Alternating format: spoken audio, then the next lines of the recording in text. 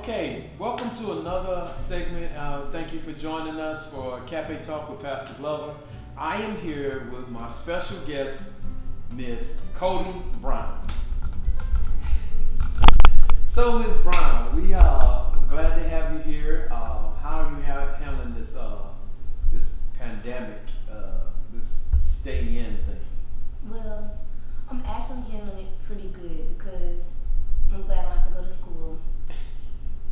And since my school, they allowed us to, if we're satisfied with our grades, we can go ahead and we're done with school. So I had 3 A's and 1 B, and I take honors classes. So I had ended the school year with a 4.25. So I was like, it's past 4.0. So I know that's right. Moving on to my junior year. Cool, junior year, man, that's gonna be quite an experience right there. So, you was telling me before we came on, MPA stands for Madison Preparatory Academy. All right, and so that's like a honors school, or is it just certain regular school? It's like a regular school, but it's hard for you to get into the school. I figured that. Yeah. So the name itself kind of says that. Go ahead. And in my school, it's not like every other school. Like if you do bad things at our school, you automatically have to go to your home school because it's not like a school like McKinley High or Scotlandville where you have to if you live in a district you go to school. It's not like that. That's why I'm actually glad that I was sent to Madison Prep because I learned better there, and the classes are very small there, and I only take 4 classes a semester. 4 different classes each semester. Okay. So I feel like that's the best about going there. Gotcha. And I see cheerleader. Oh yeah, and I do cheer at the school. All right, cool. How long have you been doing this? Oh. Since I was 7 years old. I've been doing cheer since I was 7 years old. But when I was 7, I started doing. My mom, she was a coach at McKinley High for the dancers. Yeah. And when I was younger, but before that, I was 3, I started doing dance, and I was a little baby dancer for the dance team.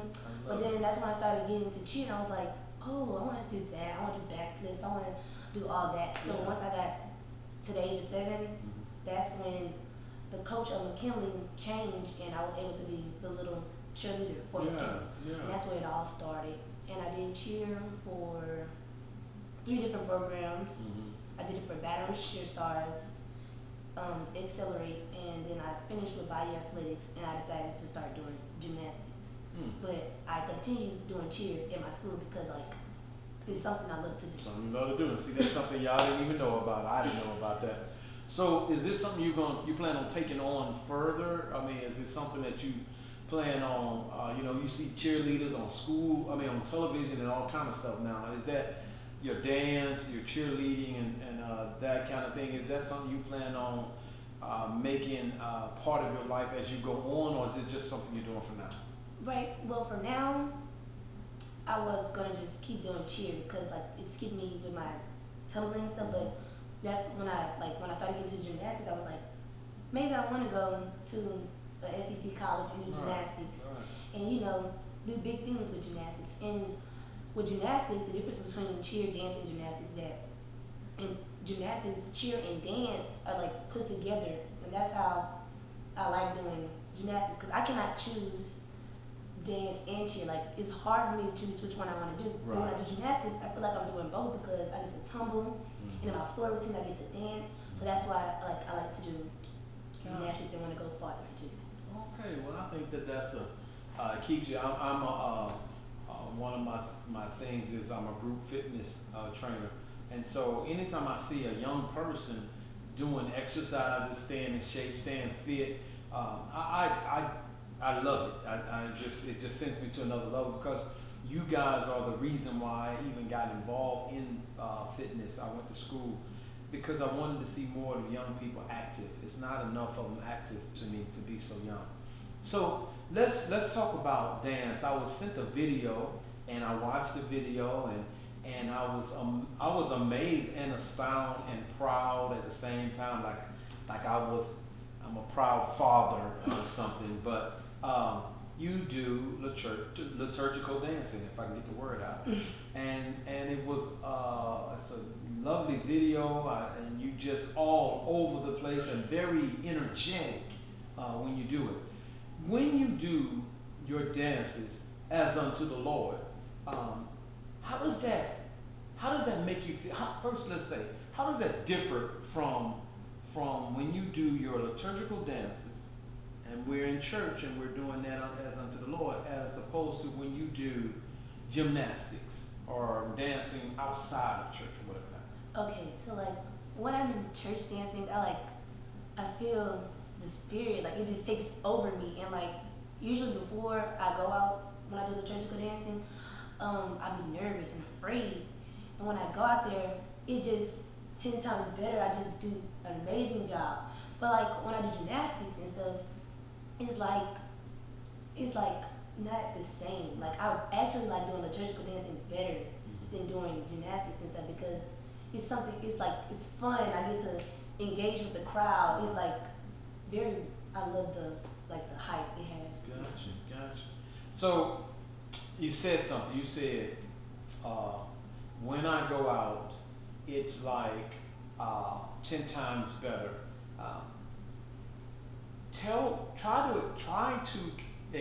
Try to help people experience the feeling, maybe that comes over you, if you can. You know, the feeling that comes over you, your focus, where does it go?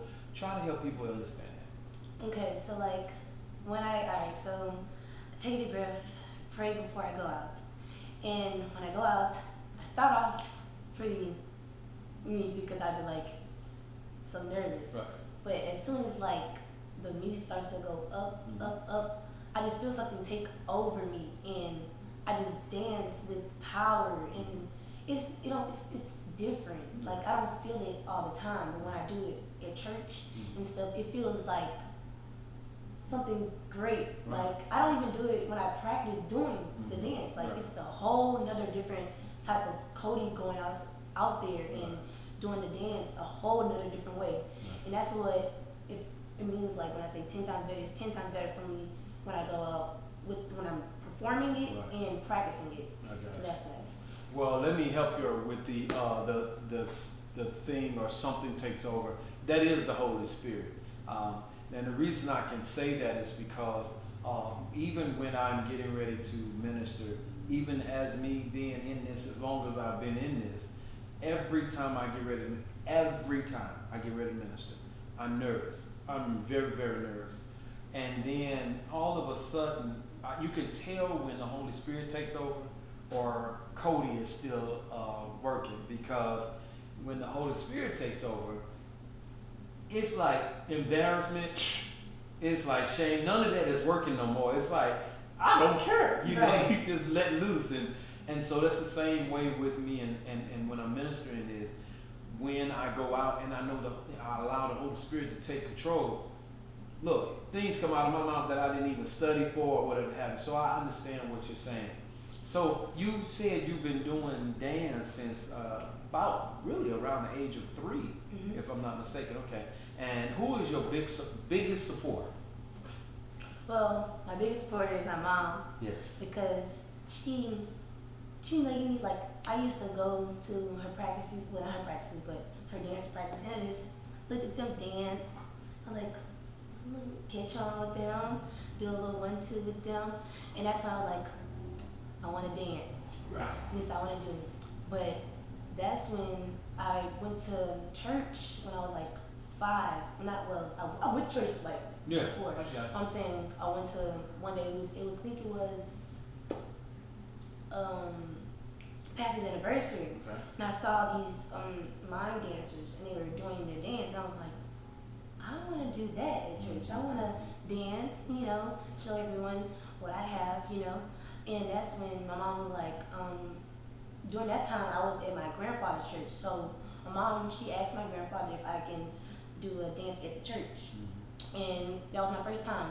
That time I didn't really make a dance. Like usually I make up a dance. And sometimes when I do my liturgical dances, the stuff that I learned that I was supposed to do is I improv. I Gotcha. improv when I get out there. Gotcha. I don't even do what was supposed to be done. Gotcha. So when I was 5 and I was supposed to do the dance, I went out, and when I did it, I felt something, and I started crying while I was dancing, and my mom thought something happened to me, and it wasn't that. I was like, I actually felt something, and I just started crying while I was dancing, and when I came off, I was just still crying, and I didn't know what I was crying about. So yeah, that's when I was like, I'm liturgical dance. I have to continue to do this until, yeah. Well, I'm going to help you again with the something. The something is the Holy Spirit.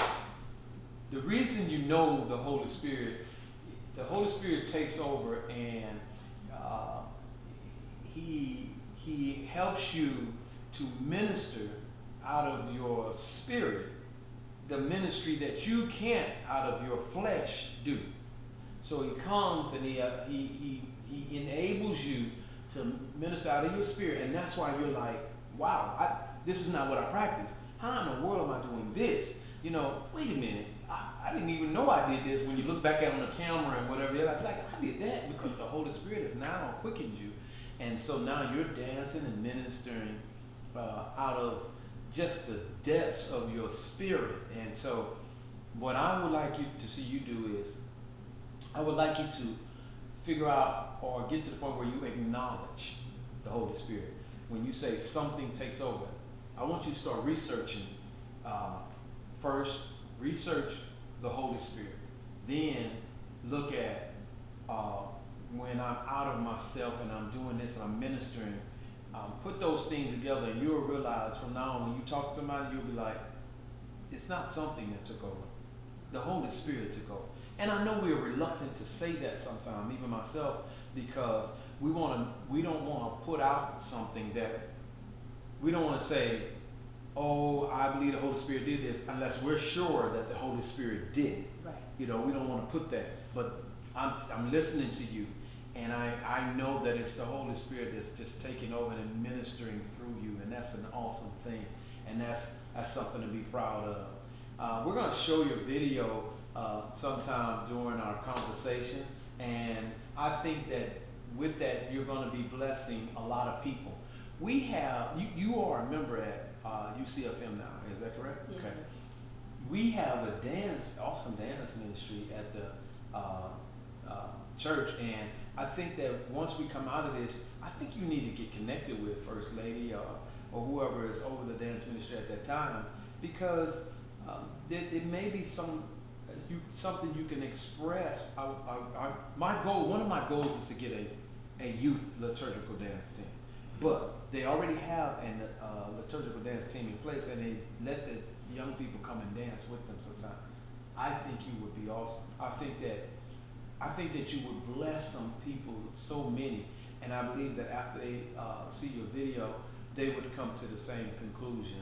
So, how is it? Let's turn the page a minute. You're at home. You say you're cool with it and all that. You have any siblings at home? Yes, sir. Older, younger? Well, I'm the oldest in the house. Okay. But And you are 13, 14? 15. Okay. I was gonna get there. See, where I was headed. Go ahead. So you have I a young have 2 younger sisters and 1 younger brother. My brother, he's the only boy, and I mean, he treats the sisters like we're boys, so that's why I'm used to like everything. Like I like to hang out with him too. Like I like to play basketball, like to play football, and do stuff like that. And like my brother, he's 12 and he's about to turn 13 in May. And my 2 young sisters, I believe they are 7 and 5. Okay. So yeah. Okay, all right. And it's not too rambunctious around there. I mean, everything is smooth. Y'all get along. Y'all can get in each other's space. No big deal. Okay. That says more than what you need to say. Okay. Well, for me, since I'm like the oldest, I'm like sometimes I have to watch my younger siblings. So when I have that time by myself, I would be by myself. But most of the time, my 2 younger sisters, they're like best friends, twins. So they don't really mess around with me and my brother. But my brother, he's like the only boy, so he don't have like no other dude to talk to. So he always come messing with me or trying to touch on me and like, not that way, but you know, like hit on me. And like, yeah, and he was like, sometimes I play the game with him and stuff like that. But most of the time, the fights that we have, it really don't be nothing because at the end of the day, we hug it out. Yeah, and I like that. I like that because you're being transparent. You're saying that it ain't all peaches and cream. You know, I love my family, but it get a little tight around there, especially staying in on a regular basis all day. Who ate my chips? Who ate my cookies? Who been in my candy? That kind of thing, or who been in my space? So I appreciate you being transparent. I think that that's going to help some of our viewers. So what is, and this is the last couple of questions. So if you could tell your audience something that would bless them. You know, there's a lot of people going through some things mentally, young people, and they're going through some things mentally, emotionally. Some of them are hanging around the house and eating up everything and just blowing up, getting fat and getting out of shape and getting, and not that it's something wrong with being fat. That, I mean, if you're overweight or I'm not overweight, if you're chunky or you're skinny, you can still have a healthy lifestyle, which, you know, there's some linebackers out there that's some big old dudes, but they're healthy on the inside. If you could give to your audience of young people, what would you tell them to encourage them spiritually? Well, I would tell them to like most people in my school, they don't really, you know, they don't express how they feel about God, you know, and like sometimes they don't, like sometimes I like to listen to gospel music during class and stuff, and they try to like tell me not to, like they were like, Cody, everything not about, you know, I was like, and I be trying to tell them, I want to do this, you know, I want to listen to music about God, and not always about rapping and all that. So during this time, at least take some of your time and praise God at least, and just read the word, and also stay physically active, like go outside, do a little jog around the neighborhood, or do like a little workout on the internet, like do something productive during this time, because most people, they really don't like going outside. You don't have to go outside to do anything, but you can like go and stay inside, read the Bible like for like 30 minutes at least, or an hour, and just know, like get to know the little things, because many people don't know about it, and you can share with your friends and your family about what you've learned about all the things that you've done during this time. So that's what I think is best for all the young people like me too. That's so awesome. I like how you're so heartfelt when you talk about your moments with God and talking to God and praising and worshiping, and I just love that. I want more of our young people to be that way, unapologetic about being Christians. You know, that Pastor said it last night. We're supposed to be taking this thing by force, you know, and we have to push forward, not reverse, not reserve ourselves. So I really appreciate that. It's been an awesome time talking with you. I mean, look, we didn't have no unscripted. We hadn't sent you any information prior to you talking, and you came right off your heart, and I just love that. So thank you for being my guest. Any parting words you want to say? Well, I want to say hey to all the people who's watching out there, and I miss everyone, all my UCFM family. I miss y'all very much. Right. And I thank you for inviting me here. It's something different, and I'm glad I came, because it's something I've never done before. So yeah. Cool. We will definitely have you back. I know we will. You have some more things to tell us, something brand new. Thank you for joining us again at Cafe Talk with Pastor Glover. I want to send a challenge out to everyone. We're trying to find a closing theme. And so I want you to think of something, submit it real short, just something, keep on talking or whatever have you. Don't bring nothing from a television program already. I want you to be creative. Bring something so we can use it, and your theme may be selected as the closing theme for Cafe Talk. Send your suggestions to GLOVERS1UCFM at gmail.com. Let me say it again. GLOVES1UCFM at gmail.com. Glovers1 at UCFM at gmail.com. And we will select from those. Once again, I'd like you to help me in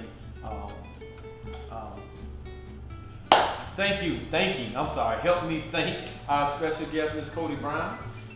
And also for next week, we have none other than Mr. Jordan Poole. See you next time.